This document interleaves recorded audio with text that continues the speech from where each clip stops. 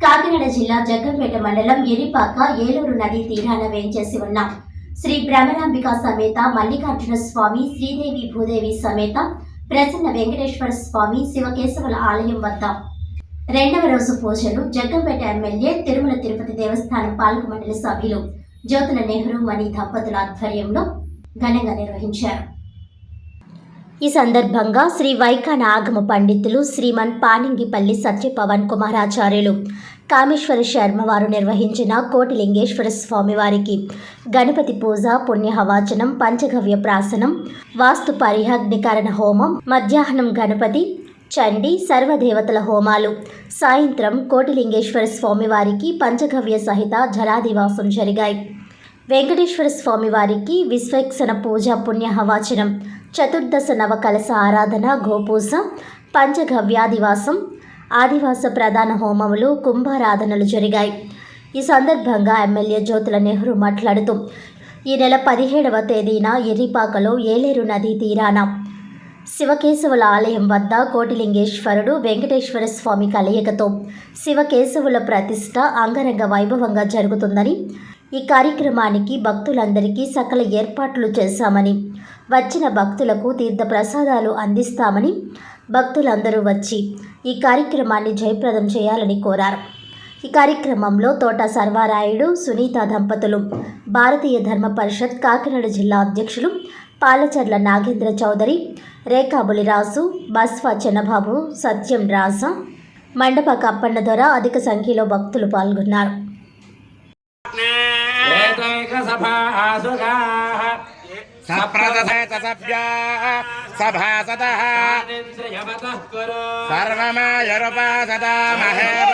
మంత్రం మే గోపాయ